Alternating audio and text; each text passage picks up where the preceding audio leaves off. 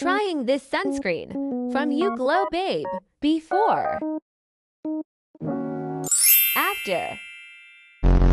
Ayan. So, hi guys. Good morning. We're here at Toyota right now. So, meron kaming schedule today para kay Gulat. Ang dami namang kaartehan ni Bobby. Anyway, so, maaga kaming umalis para matid si Macy sa school. And then, diretso na kami dito para isang gasolina na lang. And hindi ako nakapag-ayos, guys. Look. So, now, today is the day. I'm still pregnant, mga madam ko. At I am going to use this sunscreen from YGB. So, first time kong gagamit nito. At according to YGB, safe naman siya kahit sa 6 months old na baby. So, basically, friendly yung mga formula niya, yung mga ingredients niya. And even 1-year-old pwedeng gumamit nito. Let's try this one. But, of course, sa lahat ng mga preggy moms and sa mga lactating moms, padede moms, you must consult first-year OB, ha? Pero meron kasi mga OB talaga na hindi knowledgeable sa mga ingredients. But, it's up to you na if you're gonna use it or not. So, kulay white po siya.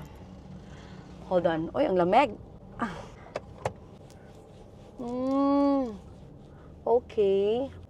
Sakto lang din yung amoy niya. Nga pala, sa mga sensitive skin, ako sensitive skin din naman ako, try nyo muna dito kung okay ba siya. Kasi very sensitive kasi yung mga mukha natin, guys. Okay. Bagay siya. Kaso nasanay ako ng tinted sunscreen. Ang amoy niya is yung the usual sunscreen. Ayan. Kahit konti lang ilagay, medyo kaya naman na siya. Okay, so tatapusin ko lang yung look ko ngayon and then I'll see you later. Ayan, tapos na ako. Thank you YGB, ang ganda. Napakaganda sa skin, ayan. Kahit medyo nanibago ako kasi I'm into tinted talaga. But hopefully, magka-tinted din sila soon. Uy, sa mga gusto mag-checkout, ilagay ko sa yellow basket.